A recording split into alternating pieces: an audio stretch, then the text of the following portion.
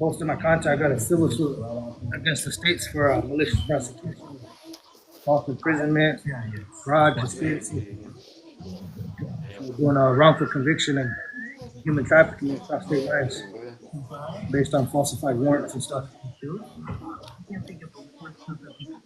We got an active case in the federal court on that. I was also attacked by police officers and I defended myself. I suffered injuries and I caused injuries. And we all ended up in the ER. I did sue them for excessive force and all kinds of things. And the federal courts deprived me of my right to a civil jury trial because they determined that you people could not find the facts and that cops did something wrong. And it's understandable because a lot of people are scared of cops. And I have reason, also a fear of, not a fear of these law enforcement. Get up and eat next time properly. Law enforcement.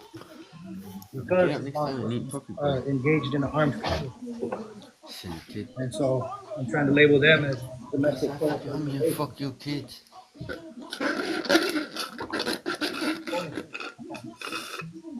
But these judges taking oath to discharge the duties of the office faithfully without fear, favor. So when they make all these rulings, they're making them out of fear of the police departments and these law enforcement officers because they are armed and dangerous. But they can't deny you your right to self-defense. And they can't deny us our Second Amendment right to alter or abolish this unconstitutional government. So how do you alter a government? A branch of the government? They do it every 4 years, every time a new president is elected.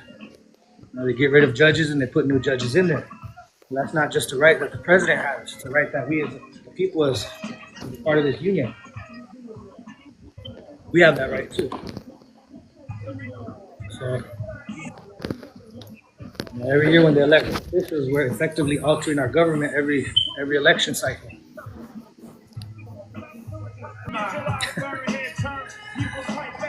I don't know if a lot of you know this, but I like to talk about federal cases and civil lawsuits against police, judges, and lawyers. I'm actively pursuing a case right now against the state of South Dakota and the state of Iowa for officials of them two states conspiring amongst themselves to create false warrants and effect unreasonable seizures based on those falsified warrants. So again, like I was saying, I am actively pursuing these cases. Native Strong has some petitions and stuff that I also signed with. I signed a few other petitions. I signed a petition to directing Congress to block the ban on this TikTok. I'm a strong supporter of this TikTok platform because I made a bunch of 10-minute video clips and I downloaded a bunch of lives where I was speaking on things, and I submitted this link to this particular TikTok profile I have in order to preserve my recorded testimony to the federal courts for later evaluation by what I'm expecting as a jury. So I do want a jury trial on certain things to come in and determine whether or not the state of South Dakota, buying through certain employees that it had at the time, that some are still currently working, if they falsified records, if they tampered with records, if they falsified warrants of arrest after committing a Fourth Amendment deprivation of rights, warrantless search and seizure, and whether or not them officers conspired with other individuals to do this between two states. I think it is in the best interest of justice to go through with this. I have a doubt as to whether or not I was the only one they did this to. And I do need TikTok's help to kind of push this video out there to other people in South Dakota, because maybe, I don't know if you got loved ones or something that are incarcerated at the moment, but if they were able to contact their lawyers and have their lawyers send them all the information they need, they could start comparing dates and seeing if they're under similar circumstances. And specifically has to do with Out Point, Union County, South Dakota. So if they're fabricating warrants out of that state, I highly doubt that I was the only first and last person that they did this to. Because for that officer to call a clerk of courts in the middle of the night and set this into motion, it had to be some type of a pattern of practice or some type of agreement that they had going on. So, I mean, he had her personal number to call her at home while she was not at work. So I could use TikTok's help in pushing these videos out to people in South Dakota, specifically that were arrested or apprehended in the Union County area of Out Point, North Sioux City, South Dakota. And they got to review their records. I can't go in there and review their records for them. It would cost me money to go get their records, but if they wrote their lawyer kind of has to send those records.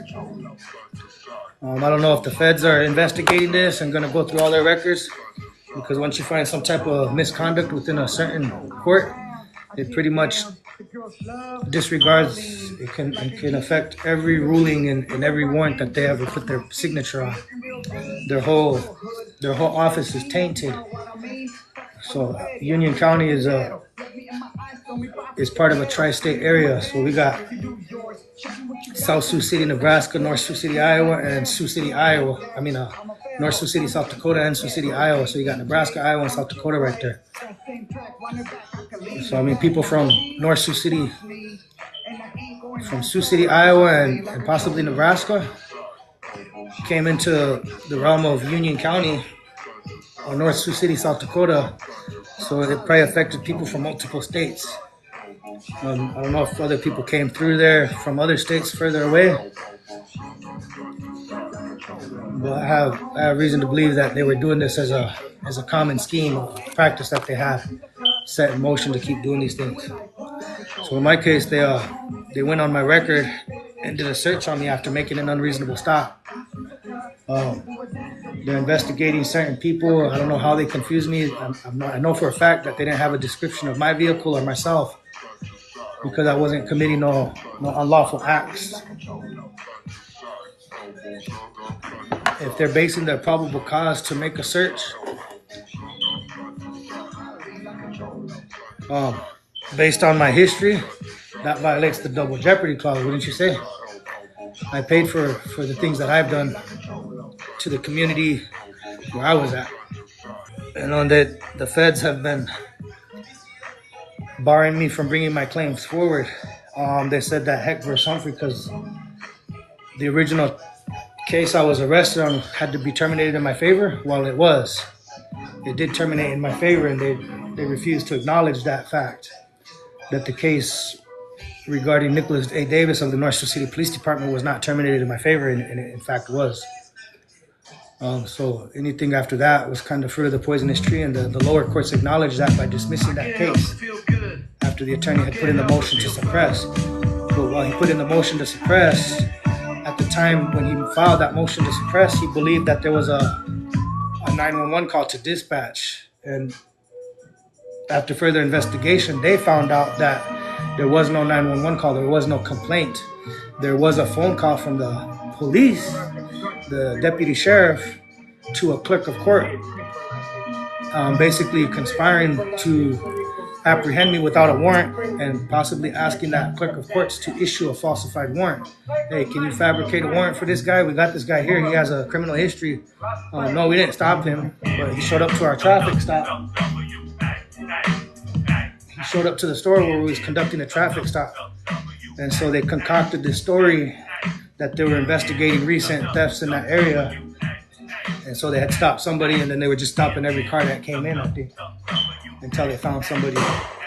And I don't know how many people they arrested under the similar circumstances. So this is possibly a class action lawsuit that I have, although I am filing it on my own behalf, but I did put in there on behalf of similarly situated individuals. It's just, I don't have the means or anything to go review all those records to pull in the other people that may have been affected by this practice that happened. This is my case file I have here with evidence and supporting documents. And I can go through and show some evidence here for if anybody's involved in the judicial system and watching me on here, which I hope you guys are. We can do this evidentiary in-camera review that they talk about. Trying to get off. So, what the state had done, see. So this was a order directing issuance of judgment of affirmation in number 30364.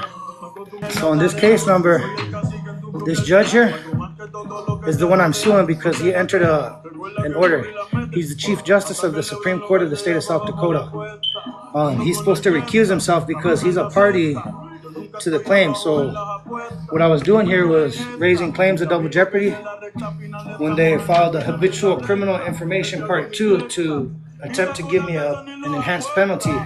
So what they're doing is they're denying the full faith and credit to the acts and records of other states, specifically Iowa. So in Iowa I was charged with a few misdemeanors,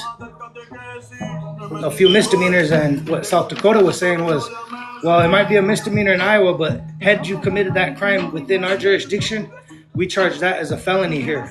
So they denied me full faith and credit, violating their constitutional oath to uphold the Constitution. And they're trying to separate. So with the double jeopardy, with the habitual information, part 2 information, let's say you got one case. I got arrested and I was charged with several crimes, right? And one incident, one case number. So one contact with the police officer resulted in 3 convictions for misdemeanors and 2 felony convictions.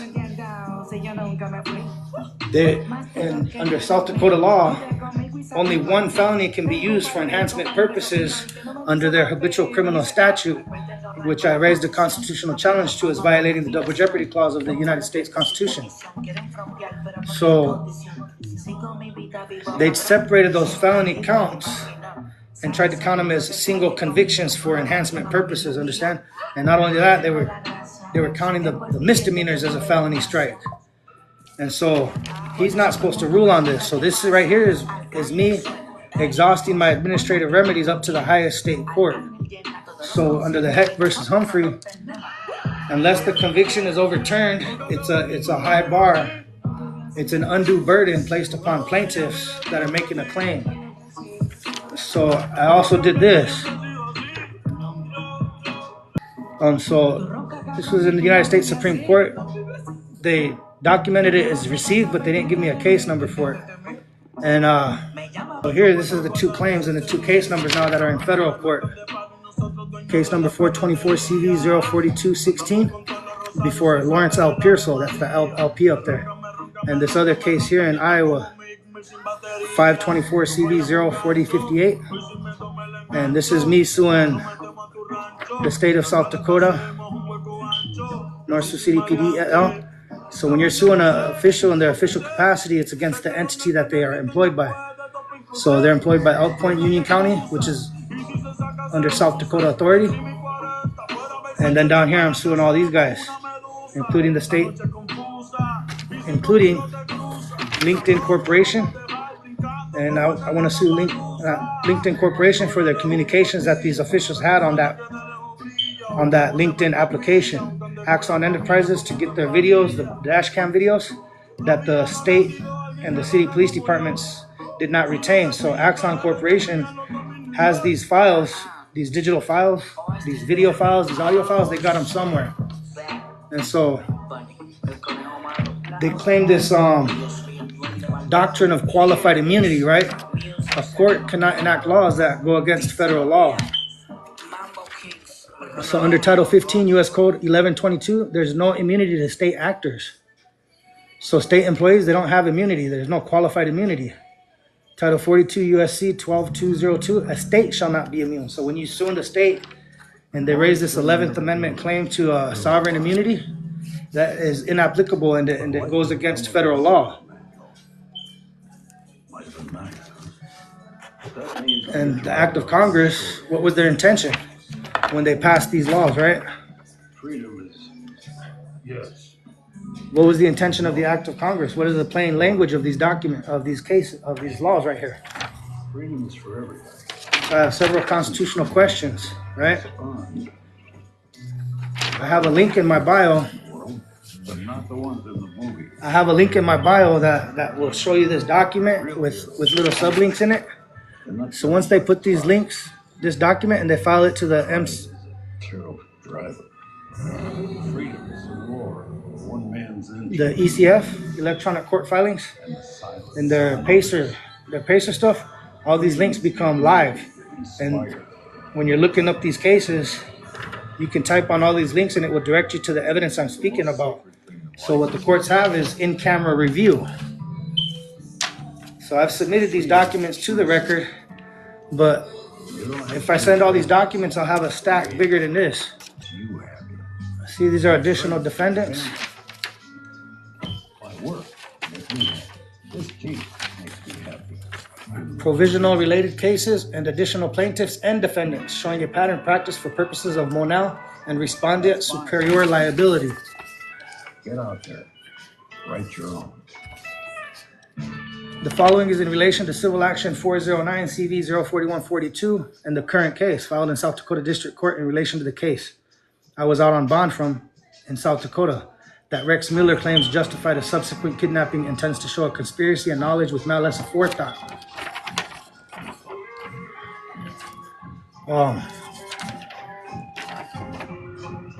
Comes now, I will testify substantially as follows and move the court to take judicial notice of a prior kidnapping under color of law conspiracy by Davis, Larson, Palmer, Jensen, McGill, Peterson, Slattery. All evidence of this conspiracy against rights and kidnapping involving Chad Stroman of the Sioux City Police Department and Woodbury counties at the Prano stop in North Sioux City, South Dakota on June 7, 2008. As such, kidnapping was committed in violation of Title 18 U.S. Code 241 and Title 18 U.S. Code 242 and in violation of the 4th and 14th Amendments to the United States Constitution and the counterparts contained in the South Dakota and Iowa state constitutions relating to unreasonable searches and seizures of persons and property, as well as South Dakota Codified Law 23A-2-2, which deals with the issuance and execution of warrants.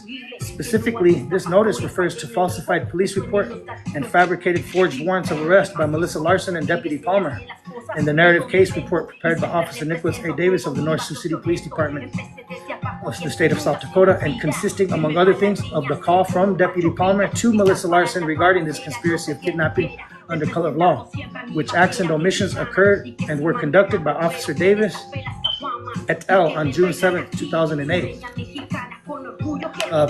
The warrant was false and fabricated, and Deputy Palmer, Nicholas Davis, Melissa Larson, Jerry Miller, Stephen Jensen, and the South Dakota State Bar conspired to deprive me of my rights and my life and liberty, subjecting me to a malicious prosecution and false imprisonment, holding me for several years in the South Dakota Department of Corrections under inmate ID 50853 and subsequently 52426. This conspiracy involves Sioux City Police Department officers and Woodbury County Jail officers. So if you was to look on a pacer, this link would be live and you could click it. And so I gave access to this link, right? This is a TikTok link to my profile. So my whole profile is submitted as evidence. And for the benefit of the courts to do an in-camera review, right? And they're trying to bar me under Heck versus Humphrey from bringing a claim for a failure to exhaust administrative state remedies. Now see, this right here is proof and evidence of me exhausting these remedies, and look at how short his little order is. He says that they have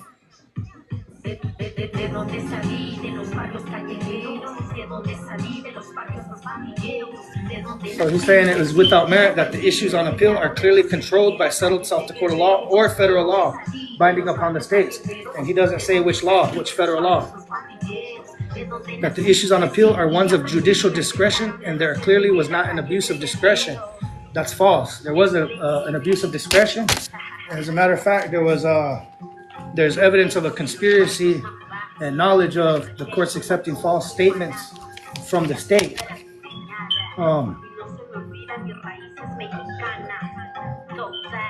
So Stephen Jensen participating were Chief Justice Stephen R. Jensen and Justices Janine M. Kern, Mark E. Salter, Patricia J. Devaney, and Scott P. Myron. So under South Dakota law, all these judges are disqualified from ruling on this stuff. The execution of the false and fabricated warrant was faulty because the forged warrant of arrest, contrary to the provisions of SDCL 23A-2-2, the fabrication of the day-only warrant in and of itself was changed to an anytime warrant, and that happened orally. Both of those instances happened orally and by the Union County Clerk of Courts, Melissa Larson, who predated the warrant for February 2nd, 2006, on or about or after June 7th, 2008, rather than written by a magistrate judge, as the South Dakota Codified Law provision requires. The statute reads as follows. Rule 4A, warrant or summons issued on complaint or sworn oral testimony.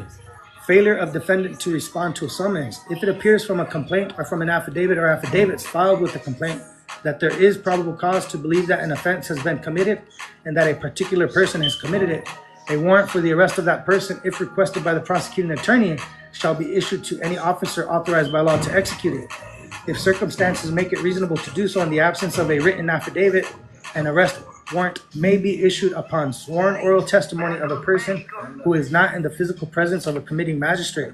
So I'll raise my right hand right now and swear under penalty of perjury that whatever I'm talking about in these videos and in this particular live feed is true. So if circumstances make it reasonable to do so in the absence of a written affidavit, an arrest warrant may be issued upon sworn oral testimony of a person who is not in the physical presence of a committing magistrate. If the committing magistrate is satisfied that probable cause exists for the issuance of the warrant, the sworn oral testimony may be communicated to the magistrate by telephone or other appropriate means, which includes this TikTok video, this TikTok live, or any of the videos I have on my feed up there that don't involve my kids. I got videos on there of my kids too. That's not in relation to this. So the sworn oral testimony may be communicated to the magistrate by telephone or other appropriate means. Now, notice to agent is notice to principal. So by issuing a notice of this video to the courts are on notice of this, and the courts can take appropriate action and shall be recorded and transcribed. After transcription, the statement shall be certified by the magistrate and filed with the court. So again, I submitted my link. I submitted my links on these cases, right? Right there. For a complete view of this document with additional contents in a Google Doc, the court may see this link. I got this link right here in my bio. So if you click on this link in my bio, you'll get to see this whole document and read what I'm talking about. And then I reference other links that I have in there. Upon the request of the prosecuting attorney, a summons instead of a warrant shall be used. More than one warrant or summons may be issued on the same complaint. If a defendant fails to appear in response to a summons, a warrant shall be issued. So, all these officials are on notice. I sent notices of void judgment ab initio and other things like that to the appropriate courts and to the appropriate authorities, the Attorney General of South Dakota, the Attorney General of the state of Iowa, and things like that. And I've notified them of my intent to sue the state. Now, they have not responded, and the state of Iowa did, what do they call that? They said something about an exoneration, and they removed all my criminal history from the database. So if you was to go to iowacourtsonlinesearch.com, you can go in there and then you click on the access to all users part, and you can type in my name there, and you would see my criminal history for the state of Iowa. But for some reason, they scrubbed my records. They scrubbed my history from that website. So in a sense, they gave me remedy on that part.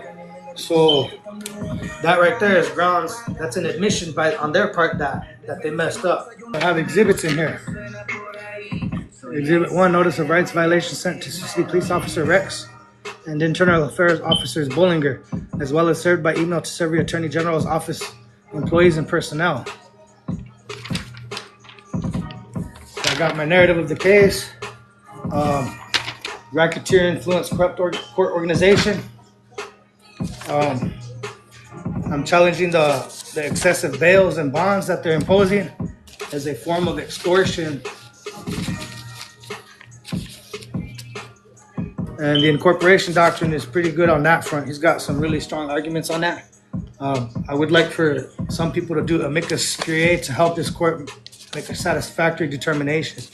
The courts can say and claim that this is settled, and this is not settled because we have a dispute. We have a dispute. Process. There's no settled South Dakota law that allows them to abuse process. There's no discretion to abuse process. The essential elements of a Section 1983 cause of action have been variously phrased, but are well established. There are only two essential elements in a Section 1983 action. One, the plaintiff must show that some person deprived him of a federal, constitutional, or statutory right. And two, that person must have been acting under color of state law. Sintra versus City of Seattle.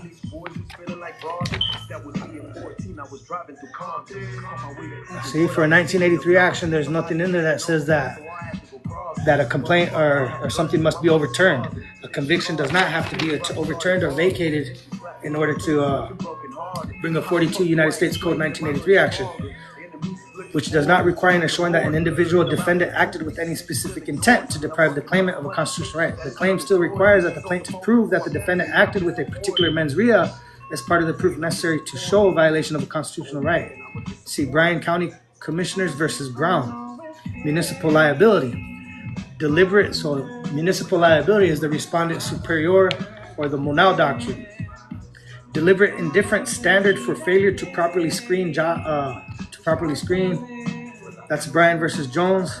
For claims of false arrest or false imprisonment in violation of the Fourth Amendment, the plaintiff must prove an intent to commit an act that resulted in the arrest or imprisonment. Neither recklessness nor gross negligence are sufficient to establish a Section 1983 claim against an individual. That's LW versus Grubbs, 92, F3D 894. See also Ulrich versus Harder. Suggesting recklessness with deliberate indifference would suffice. The statutory language of Section 1983 provides that a person may either subject another to a deprivation of a federal right or cause them to be subjected to such a deprivation. See Johnson versus Duffy. And the comment to Washington Pattern Instruction 340.04, Civil Rights, subjects and causes to be subjected definition. Damages are not an essential element of the plaintiff's cause of action. See example George versus City of Long Beach, 9th Circuit, 1992. Nominal damages awarded for constitutional violation when a jury found injuries to plaintiff were not proximately caused by illegal entry. With regard to some specific types of constitutional rights, however, the plaintiff may be required to show a specific injury in order to demonstrate the deprivation. See example Venegas versus Wagner, 9th Circuit, 1987. Denial of a right to fair trial requires proof that conduct of defendant proximately caused conviction and resulting damages. So in my case, I'm suing the lawyers that were appointed to assist me in defending my cases. They continually delayed trial. They claimed to the courts that they had my consent to delay trial and a consensual waiver of my Sixth Amendment right to a speedy trial, which was false, and it was substantiated in a grievance that I wrote to the county jail, that because all my communications were logged and recorded, right? So if there was any communication from my attorney to myself or any visit from my attorney to myself within the date specified in that waiver of my Sixth Amendment right to a speedy trial, there's no record of it. So he lied to the courts and he misled the courts, which violated his professional conduct standards in his law under South Dakota Codified Law 16-18. So when he engaged in deceitful conduct, that became a fraud. And so his actions of delaying and misleading the courts proximately caused me to change my plea under duress. So under duress and the constant recusal of these lawyers from defending me, when they would go in there and mislead the court saying, Your Honor, I called this hearing because the client wants a new lawyer. I didn't care which lawyer did it. I just wanted a lawyer to do their job. Whichever one they appointed was good with me. So when I'm telling him all this stuff and this is what I want you to do, he has a duty to represent me and argue my cause. Regardless of his belief of frivolousness or whatever, he has to argue my cause for me on my behalf. And so I was looking up my own jury instructions. Not one time did the lawyers come and discuss any type of trial strategy. They didn't discuss any defenses. What they did do was bring these state prosecutors offers to plead out. And so I made it clear to each and every lawyer that I was demanding a speedy trial and that I was not negotiating any change of pleas. So them quitting over and over and giving me a new lawyer proximately caused me to involuntarily change my plea against the allegations to something else just to get out of jail so that I could come and address the people and show the people what I was doing. So in my sense, when a lawyer takes certain actions and their client doesn't agree with it, the lawyer defends himself and says, Your Honor, I'm going to attribute my actions to trial strategy. So then the courts would rule in favor of the lawyer saying, well, it sounds like that's sound trial strategy.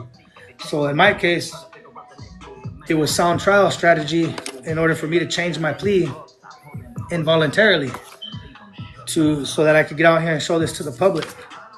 And so I'm supposed to have, and I don't know if they're doing an investigation or what they're doing or how they operate. But, so for malicious prosecution, an attempted unaliving on me in retaliation for having filed a lawsuit. So I was suing the state of South Dakota and the state's attorney's office. Yeah, I broke one of them's jaw and I lumped up the other guy's face. If you scroll down to like my first 6 or 7 videos, I got over 300 videos, so it takes a while. But I got videos on there. Or you can go to my profile and there's a Google Docs link. So if you go into my profile under my picture for a complete view of this document with additional content and a Google Docs, the court may see this link. I got this link posted in my profile, and then you could read this whole document. And so I'm suing the judge. I'm suing the judge that sentenced me and allowed a false confession to go through. What the prosecutor had said when I bonded out of jail was that I was released from jail on a modified work release. Now, if you go to jail, you get work release, you don't bond out. You don't pay no money for that. So what I did is I bonded out. I paid the money. My bond was reduced from $10,000 to $5,000. And they wanted me to waive my Fourth Amendment right against unreasonable seizures in order to bond out. And they wanted me to wear a patch here that would absorb my sweat that they could test every week to see if I was using alcohol or other substances. And they were only putting that condition on Native Americans and Mexicans. There was a bunch of white tea people that came in for bond reductions, bond modifications on that day. And so when the Mexican guy got up there for a bond reduction, they told him, oh, you got to wear this in order to do that. And he said he couldn't make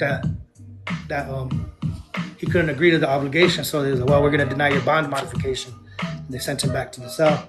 And then a couple more white tea people came in. All their bonds were reinstated. Their bonds were reduced. No additional conditions other than what they already had, as far as I understood it at the time. And then I come up and they tell me the same thing. Oh, you got to do this if you want your bond reduced. And so I agreed to, thank you, Tiny, for joining the team. So I bonded out, right? And then I go to Sioux City and they're investigating some domestic dispute between a couple white girls and some other girl and 3 dudes. They did some vandalizing the property across the street from where I got pulled over. And so the description they had was of a black guy, a Native American guy with a scar on his face somewhere, and another guy. And so they pulled our car over allegedly because the driver failed to use a turn signal. And so they're investigating us, thinking we're the people that did whatever across the street. While they bring one of the ladies over and they put the flashlight in my face and they ask this individual, I thought it was Sydney Hoffman because she was in my police report. I didn't know there was 2 other girls. And so my first pinned video, there's 3 of them, right? 1, 2, 3. From left to right, that first video on the left is me getting the police reports here a couple weeks ago. Finally, after all these years, I paid for them. And that was my first time seeing those reports. So they had this girl come over and they're like, hey, is that him? And they got me and I'm like this because that light's in my face. And he's like, it's not going to hurt you. And I'm like, and I hear the officer say, is this him? And then I hear the woman's voice say, no, that's not him. So we weren't involved. The green Cadillac wasn't described, that they pulled over wasn't described as being involved. So if he's getting calls and they put it in their police report as it was a large gang disturbance, because there was 3 individuals and there was 3 girls and 3 dudes. So I don't know why 3 girls were having a gang war with 3 dudes. There was no gang activity in that area that I knew of. So they go ahead and arrest me anyways because I didn't have my ID on me. And one police officer on scene was named Lori Van Rukel, and she had arrested me on October 12th of 2005. And I went to trial on that case. So she came into the court and they asked her questions sometime at the end of 2005. So when I went to trial, they're asking her questions, what her job is. She states her job and stuff, description. I'm a police officer with this. I'm a canine handler.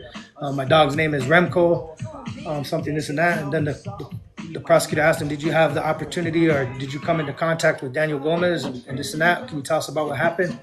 And she goes, wow, we were called to here because some refused female complainant had said that some 6'3", 200-pound, blonde-haired, blue-eyed individual was at that residence in the area where I was at. And so they stopped me coming out of an apartment where this person with warrants was, right? So now they got a description of a 6'3". I'm 5'9.5", 5'10". And at the time I was like 140 pounds. So I don't match the description of this guy. Blonde hair, blue-eyed, 6'3", 200 pounds. I'm 200 pounds now, but I'm not 6'3". So they stopped me, put me on the ground, they put me in cuffs, take me back in the apartment, and then they got the guy they were looking for. And so they arrested everybody in the apartment. 4 people, because one person had a warrant, outstanding warrant because he skipped on his bail. So that was the first time she came in the court and can you see Daniel Gomez in the courtroom today? Yeah, he's right there. And she pointed me out. So she identified me. So when I was on scene, I didn't need to have my ID because someone was on scene that could positively ID me and know who I was. I didn't have no warrants. I wasn't on probation or parole. Granted, I was out on bond from another county, but me having that contact with the police officers would violate my conditions of bond. I'm not supposed to have any contact with them. So them contacting me automatically violates my bond. So I don't want to give them my name. I'm not supposed to have contact with you. I didn't do nothing. So when the girls came over and said, no, that's not the suspects, they deviated from their 911 call that they were responding to address that gang disturbance that they were investigating. And Van Rukel had chased a few suspects on foot earlier that day. She should have known that it wasn't me she was chasing. I didn't run from her. I was in a car. I didn't even know what was going on. So that's a malicious prosecution. And they started beating up the driver of the car when we got pulled over. And so while the officer's beating him up, I'm looking out the pad and I'm like, hey man, what the fuck are you doing? What'd you pull us over for? And he accuses me of interfering with official acts and arrests me for that. And then they charge me with carrying a concealed weapon for an item that's not considered a dangerous weapon in the state of Iowa. So malicious prosecution. That case was when I filed my citizen's complaint with the police department, the internal affairs, and I also did a Crime Stoppers tip complaining about the police. What they did after that was they erased my Iowa criminal record from the records. So you can go to iowacourtsonlinesearch.com and Google search that, and then a web link will come on, and then you go to the available to all users section, you click on that, you do the CAPTCHA anti-robot thing, and then you can type in my name in it, and there's a bunch of Daniel Gomez's, but you can identify them by the date of birth. Mine is January 10th, 1986. All my driving without a license is I had a small claims court case against one of my exes. I sued her for my property because when I went to jail and stuff, she got all my stuff, my TV, my couches. You know what I mean? And there was some damage to my car when I got out. All the windows were busted out. She crashed in the pool. And all I wanted her to do was help me pay for the replacing the windows. Go half on it. She wouldn't do that. So I took her to small claims. That's gone out of there. All my whole criminal history is out of there. So they're acknowledging that there was a malicious prosecution. See? Secret, no sweat. And so elements of liability for a malicious prosecution. For the plaintiff, for me to recover from the defendant, the state of South Dakota and the state of Iowa on my claim of malicious prosecution, you must find that all of the following have been proved by a preponderance of the evidence. Now this is preponderance. It's more likely than not that it happened. there is no reasonable doubt standard.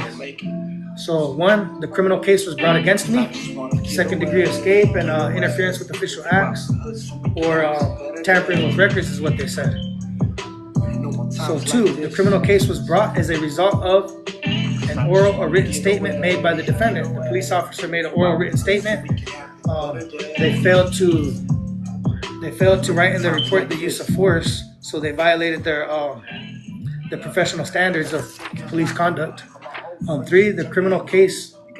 See, so a wrongful conviction on this, that they say the criminal case ended in favor of the plaintiff. So them right now taking all that stuff off of my record kind of proves that part. But see, there's another thing where you exhaust administrative remedies. So I'm bringing it into federal court because I've exhausted administrative remedies here. See? And now that I'm out of prison and I had already satisfied the entire sentence, there's no procedure, there's no due process, there's no due course of law for me to get this remedy. And so what the legislature has to do under the South Dakota State Constitution is create a remedy for me. And that's part of their duties of office. So I challenge that part of it, that the criminal conviction ended in my favor, because they're not going to do that. By doing that, they're going to basically plead guilty to this, and this is kind of an automatic. So what I want is a jury trial to determine this, and if this is the standard, a jury can nullify that standard, that number 3 standard. So they were malicious in it, and their refusal to overturn it is kind of proof of that malice. Now, 4, the defendant's statements against the plaintiff were made without probable cause. So the defendant in this case is now the officers. The defendant's statements against the plaintiff were motivated by malice towards the plaintiff. So by me asking that officer, like, what the fuck are you doing while he's beating up the driver? He's claiming that's an interference with his official acts. Well, no police officer has an official duty to use excessive force and assault people. And the reason for the stop was for failing to use a turn signal. Now, he claims he heard some type of metallic object hit the thing. He claims he's seen the driver flick his wrist out the window. Now, we smoked cigarettes, and then the officer that's allegedly witnessed this guy throw something out the window, he's beating on this guy, and another officer goes into the yard, and then he comes back talking about, I found this paraphernalia, right? And then I don't know, man. I don't know what the hell. I didn't see nothing that wasn't mine. I was in the passenger side. He saw the driver do something, whatever he saw. I don't know. I didn't see that. And so they arrest me. All they find was a pocket knife on me. They didn't even find it. I told them I had it. You know, when they pull you out the car, you got anything on you that might do this, or that? And I disclosed a pocket knife by raising my hands and shaking my right leg. I got a knife in this pocket, and that's all I had was just a pocket knife. So they charged me with that. And now, looking at the statute and the lawyer they gave me, in order for it to be considered a dangerous weapon, it has to be over 5 inches long. Well, I was looking at the report, and the knife was only 3.5 inches long. So it wasn't even considered a dangerous item. Making sense? So that's a false arrest. That's without probable cause. They had no probable cause to define that object as a concealed weapon, or dangerous weapon for that matter, whether open carried or concealed. Now, there's no permits required to do that. Now, as a result of the criminal case, the plaintiff had damages. They put that stuff on my record, which is a defamation of character. It injures my reputation. If you find that any one or more of these statements has not been proved, then your verdict must be for the defendant. So you would find they're not liable. On the other hand, if you find that all of these statements have been proved, then your verdict must be for the plaintiff. So with me trying to appeal it, they're not wanting to overturn that, and that makes that bar right there. That's why this judge that sentenced me, he's supposed to recuse himself. He's a Supreme Court justice now. He got promoted after they did this wrongful conviction. So that right there shows Monell liability: failure to train, failure to discipline, and failure to supervise. They promoted him after they committed these wrongful acts, these malicious prosecutions. And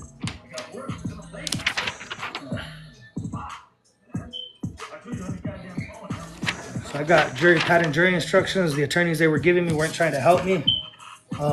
Probable cause defined. And probable cause is not dependent on results of criminal case. So presence of malice, proof of malice, lack of probable cause. These are jury instructions. Affirmative defense, advice of attorney, affirmative defense, advice of prosecuting attorney, actual damages, court costs, attorney's fees, that's a damage. The bond money I had to pay, that's a damage. I was damaged financially. So by them costing me that, cost of incarceration, room and board fees for the jail, fines and restitution, attending certain classes and having to pay for that, loss of time with my family, which is under the loss of consortium, having to do 9 hours of treatment, this and that, or going here, going there, your parole supervision fees, those are damages. And a defamation of character. I got parole agents coming in my house, snapping fingers like they're doing a raid or something, based off of suspicion. So me having to waive my Fourth Amendment right for all these years, I suffered a loss in my Fourth Amendment because they made it a condition of my parole that I waive that right. They don't need a reason to come in my house like that. And so when they're doing that, they're causing fear. It's a form of terrorism. And so we got abusive process. It's the jury instruction, elements of liability. The defendant, Stephen R. Jensen, during the habeas corpus proceeding or during the trial and plea bargaining and stuff, proceeded to accept statements, false statements from the prosecuting attorney, which misled and deceived me. The defendant had an ulterior purpose for ruling against me because then it would prove liability on his part. The defendant willfully used the plea bargaining process and in an improper manner to continue the deprivation of rights. The defendant's action was a cause of the plaintiff's injuries. So the defendant's actions, that Supreme Court justice, his actions of accepting these false statements as truth, in regards to the state's attorney claiming that I was on a modified work release, was a knowing and intelligent action taken on the parts of them. And so the prosecuting attorney and the judge had a meeting of the minds there. So the judge, knowing that the prosecutor is making a false statement and then letting it go through and not supervising him on it or calling him out, that's where the conspiracy comes in. There's a meeting of the minds. And what that did was deceive me, not understanding what was going on in this. And then my lawyer not saying anything about it, knowing that my bond was reduced, not that I was on a work release. If you get work release, you don't bond out. You don't put no money up for that. So for them to charge me with a second-degree escape was the malicious prosecution, knowing they had no probable cause to do so. So that conviction in and of itself is proof and evidence of a malicious prosecution, regardless of whether the case has terminated in my favor. So I've exhausted these remedies and gave the state the opportunity to correct this malicious prosecution, and their refusal to do so is an abusive process. It shows their malice. They don't want to be liable and responsible for what they did, their criminal acts. And not only that, they knew that the warrant was fabricated and forged and issued by someone who had no authority to issue a warrant in the first place. So see, I demanded a speedy jury trial under the 7th Amendment. I hereby demand a civil jury trial pursuant to the 7th Amendment to the United States. And this is stuff that a jury has to go through and determine the facts of. And again, with a civil suit, it's not a preponderance, it's a preponderance of evidence. So based on the evidence, is it more likely than not that this is what happened? In a criminal case, if the states or the United States decide to prosecute them for criminal liability, then that's where a jury would have to determine beyond a reasonable doubt. And so that's a different standard of proof. And that requires a unanimous jury decision, a jury verdict. In a civil case, it only takes like 9 out of 12 jurors to say this is what happened. So there's no unanimous decision on a civil case. And that's what they're trying to bar me from doing, which is depriving me of due process. Yeah. Introductory instruction. On my section 1983 claim, I have the burden of proving each of the following. That at the time of the incident, Chad Stroman, several unknown police officers, Rex Mueller, unknown lawyer et al., and other defendants were acting under color of law. That the defendants did deprive Gomez of my 2nd, 4th, 5th, 6th, 7th, 8th, or 14th Amendment constitutional rights, and they did do certain acts that resulted in injury to myself in person, property, and or reputation. I believe it would automatically restrict it from people under 18 viewing it. Since I talk a lot about law, I kind of want people under 18. I kind of want people under 18 to hear this so that they know as they get older, because this is stuff that they don't teach you in school, and this is stuff that a lawyer that you get is not going to tell you. And so I don't want what happened to me in my case to ever happen again, let alone to my own children. And my oldest is 13 years old right now, so he's getting at the age where he might want to start messing around. And me being in prison wasn't something I was ever proud of. It was actually embarrassing. The first time I went to prison, I kind of let that go to my head, and I thought I was cool because I went to trial. And not very many people go to trial. And that was something to be proud of. At the time, I thought to go to trial, and even though I did get found guilty on some of the charges and went to prison, I was kind of glorifying that. But after this happened, I was like, man, this is so overrated, dude. Prison ain't nothing to be proud of or nothing. So, like when I met my wife and stuff, I was open about where I was in the community transition program, but I was embarrassed. I didn't want people knowing I was in there. So when I would leave the prison and go to work, because they paroled me to prison, which is odd. So I got my parole, and they paroled me to a minimum security prison. And so I had to get out and go to work and save up some money until I could get my own place. So it was kind of like a halfway house, but they called it like a 3/4 house because it was still in custody in the prison or something. And so I had to do some programming, save up money to get a place. And they gave $2 million to the state of South Dakota to give to these employers that were giving us jobs. And these employers just embezzled the hell out of that money, hired us for a little bit, just enough to get that money, and then fire us, which made us look bad to our parole officers. Like, why'd you get fired? Oh, in the state, it's a right to work state, so they don't even need an excuse. They would call our parole officers and say things and make us get in trouble, which was used against us, and then we got a violation on our parole. Oh, you got violated because you lost your job. Like, they don't even need a reason. They're firing me because they want the fucking money. They want to hire another felon so they can say, oh, we hired 10 felons. So they get 10 times the whatever it was that each company was getting for every felon they would hire. So that became a form of embezzlement and fraud.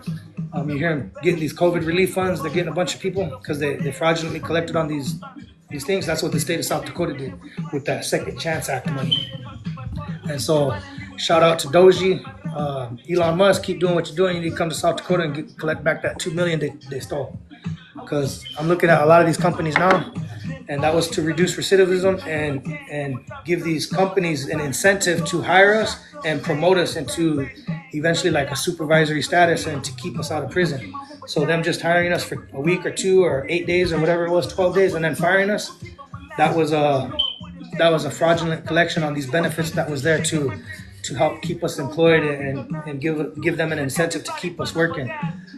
And yeah, they embezzled the hell out of it. A lot of companies sold their companies. I don't know what happened. Good for them. I got no love for them. I got no respect for things like that. So I'm looking at these companies, and there's not a single felon that these companies were getting this money for. Not a single person, ex-felon, in a position in these companies. And yet they got nice new trucks and all this stuff. It was bad. So see this warrant? This is the warrant. There's no case number up here. There's no case number. So this date up here, it says June 18th, 2008 at 1430 hours from Union County. So I got arrested June 7th, 11 days before this. So they predated it, dated this 2nd day of February 2006 at Out Point, Union County. See, she's a magistrate here. So when I submitted this into evidence on my habeas corpus, look at Melissa Larson. She's a county clerk of courts. She's a county clerk of courts. She's not a magistrate judge. So right here, she's impersonating an officer. She's impersonating a judicial officer. She had no authority to issue this warrant. There's no signature of a judge. There's no case number. So if I got arrested on June 7th, then she issued this warrant on June 18th after I was arrested and put it for February 2nd of 2006. Now, mind you, October 12th, 2005, I got arrested. And I was in jail and prison continuously. I never bonded out. I didn't get work release until December of 2006. I never committed this crime. I never committed this crime. So this was a false and fabricated warrant. This warrant never existed. So they arrested me in 2008, allegedly on this warrant. Then they tell me it was a failure to appear. I never got no summons. I couldn't appear. Okay, this is the second page to that.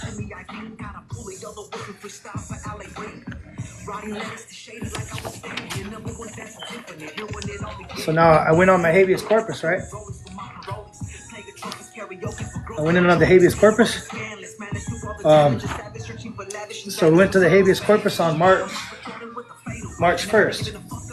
So I submitted this in evidence before March 1st.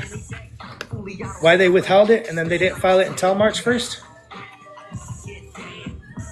What I have in my life.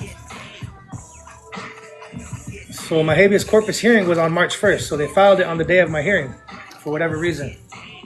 So I appealed the denial of my habeas corpus and they gave me this guy on March 22nd. Now this here is the method and order of conditions. They told me, see, when you highlight stuff, be careful when you highlight stuff because when they make copies of it, it ends up redacting all your information. And this is the important part of my sentence. I got a better copy on record. The original record, the original file in 2009. So 09 CV 04142 was the original thing. So they got the original document in that case number. I don't know which document. And you can read this perfectly. But they have to tell you that if you fail to comply with the conditions of bond, your bond will be revoked. And then they have to tell you if you fail to appear at court or before the judicial officer, that they can charge you with a failure to appear. And under South Dakota law, if they were going to charge me with a second-degree escape for that, it has to be on this paper. It had to be on here that, hey, if you do this, this, or that, you're going to be charged with second-degree escape. So they never told me I'd be charged with a second-degree escape. So they can't charge me with that. That's where the malicious prosecution comes in. They had no probable cause to charge me with that. Let's see. So they did a motion to revoke bond. That was their only remedy because of that. So see here, he tells me on the motion to revoke my bond, failure to appear. How do you get an escape charge for a failure to appear? No, that's all they could do was revoke my bond and proceed to trial with the original charges. So when they did this, they revoked my bond, then they put a charge of escape. And then they said, well, we're going to dismiss this case because we know it's a Fourth Amendment violation, but you could have came here and got to, why would I have to defend against a case that they know they fucked up on? They knew she was not authorized to issue them warrants. They knew she wasn't a magistrate judge, but to cover up and conceal her wrongful acts, they conspired to put me in prison and keep me quiet about it. And then they tried to do it again and again and again. Now, if I got arrested in 2008, June, right? August, July of 2008, what's 5 years? 2008, so 08, 9, 10, 11, 12, 13, right? 2013. If I got 5 years, why did I discharge my number on April 8th of 2014?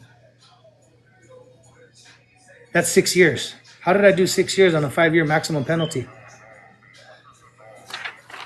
So they couldn't even count my dates right of credit. So I did more time. I did 110% of my time. How do you do 110% of state charges? So in order to, see, a failure to appear was a 2-year maximum sentence. The escape turned it into 5. So I actually did They couldn't even charge me with the failure to appear. All they could do was revoke the bond. And then they would have determined that, hey, we got to dismiss this case anyways because it was a Fourth Amendment violation. The warrant was false. They had no right to arrest me. I didn't commit a crime. I committed no crime. So when they're fabricating these crimes, I got these summonses. The court hasn't directed me to enter these in yet, so I'm waiting for this district court to send me. They got to send me these back. I printed these out myself. But they got to send me these and direct the clerk of courts and me to fill this out and send it back to the courts, and then they will serve it on people. So these are summons in a civil action. So I have to fill this out I have to get like 16 copies of this or however many that the courts deem. Because see, I'm suing like 15 different lawyers, judges, and prosecutors, and things like that. So depending on who the court determines it goes forward on, they're going to tell me, oh, we're not going to go through with Axon. They might not go against Axon. So I'm suing Axon just because I want them summoned to produce this video evidence, because the police department's already got rid of the evidence, right? They don't have the body cams, they don't have the dash cams, they don't have the audio. So the police department got rid of it, but Axon, whatever their body cams are made, they got like a database somewhere where it goes to, and they can pull those files. So I want those files. So I would have to fill this out and send it back to the clerk of courts, or send it to them, or go to the sheriff's office or something. They're going to tell me how to do it exactly once they go through with that. And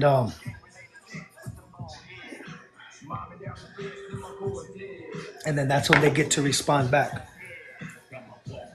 And the summons is basically notifying them, hey, you've been sued. You got to file a response within so many days. If they don't respond, then I can move for a default judgment, where it's like them saying no contest. They're not going to contest the allegations. So, and no contest pleas are taken as the same as guilt, right? So this was other stuff. So this was the original case, right, that I filed in 2009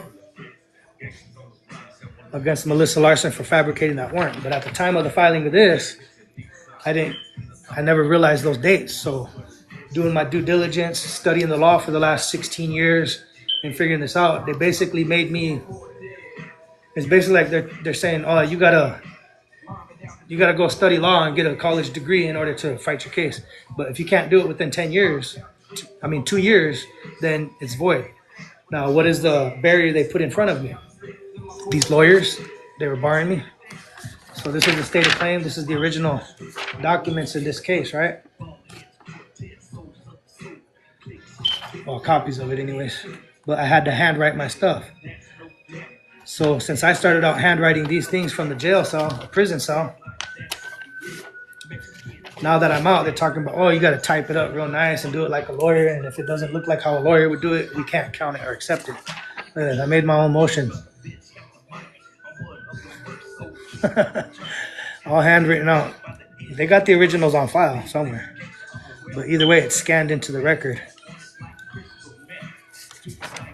So there was a conspiracy. Look at Tammy Doyle. She's an employee. She was a unit manager for the prison. So a counselor. So if we wanted to make a room change, or you want to complain about something, or you want to send your legal mail, you go to them and you drop off your legal mail. So when you need a notary, they notarize it and you leave it with them. So the day she notarized this, 10/19, that's considered filed on 10/19, 2009. So October of 2009, that's considered filed for purposes of this, right? Because I turned it into the police. So 10/19, 10/21, they received it at the court and filed it. So it only takes 3 days, 19, 20, 21, 2 days to get to the federal courts from the jail or from the prison. So the state court, what they did is they held on to it for a couple months and didn't do nothing with it. And so there was no file or record of it. I filed the habeas first, and then I filed that. And so that's when they said, oh, you didn't exhaust your administrative remedies. Well, I did, and they defaulted. They didn't respond, so that's the same thing as a no contest. But then they filed it later after, I believe, the federal court judge start calling the state court judge and like, what's going on? And so that forced the state to file it later. And then they altered the record. They tampered with the record, which is tampering with records. That's a criminal offense. I got charged with that. So I wrote this to Stephen R. Jensen, Robin Howman, and Bradley Zell. I asked them to state your oath of office for the record. You all sat right here and heard Bo Bluen question Caleb Paulson, Manny DeCastro, and myself regarding my decision and demands for jury trial.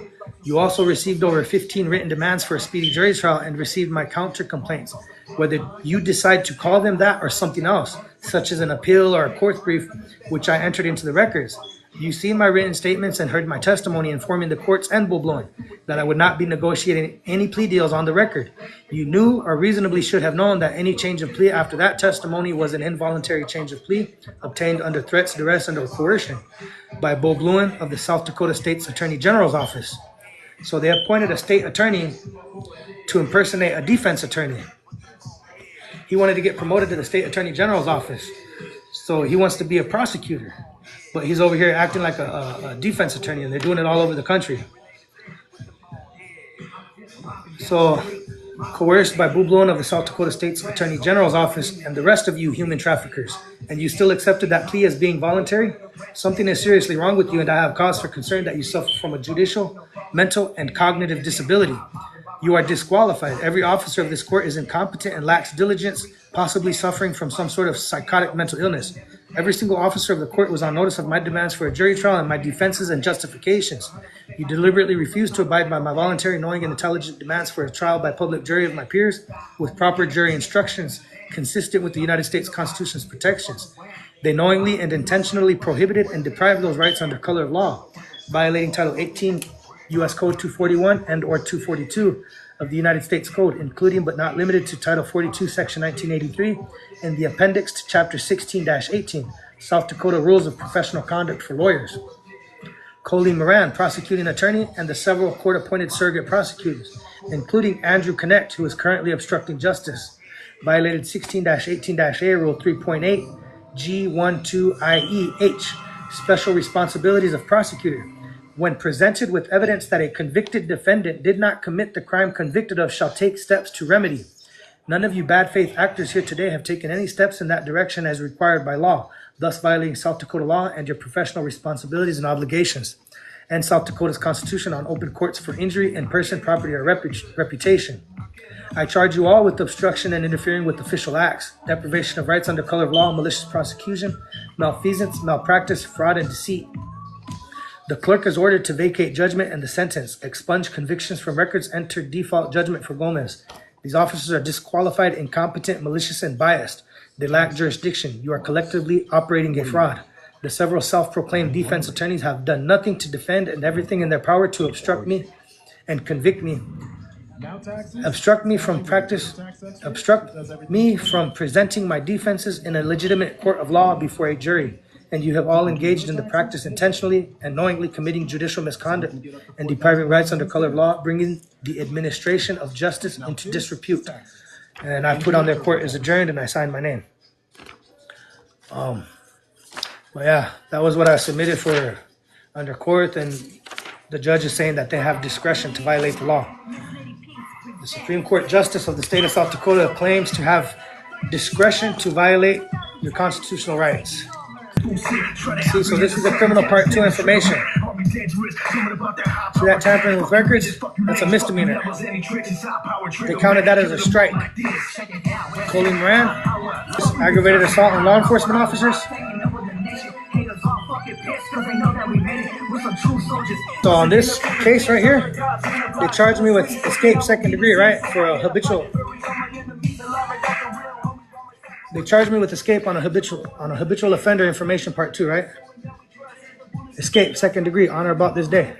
Now this is the case number, right? 7147. Now this is a double jeopardy violation. On CRI 1983, part 2 habitual criminal information. They charged me again with that escape for enhancement purposes. That's a double jeopardy violation. They can't charge me as a habitual criminal and use the same stuff. Now, this right here, this is a misdemeanor in Iowa. That's a misdemeanor, okay? I'm a recovering addict, yes. I did engage in the use of illicit substances. Let's see, I got another one in here. They did it 3 times. They kept charging me. With every case, they kept doing that. Charging me with the habitual. That's a violation of double jeopardy. Now, not only that, they're saying, well, if you had done this in the state of South Dakota, that's a felony here. So again, that's a violation of the full faith and credit clause of the Constitution. So if Iowa says that this is a misdemeanor, the state of South Dakota has to give them full faith and credit and acknowledge that this is a misdemeanor, right?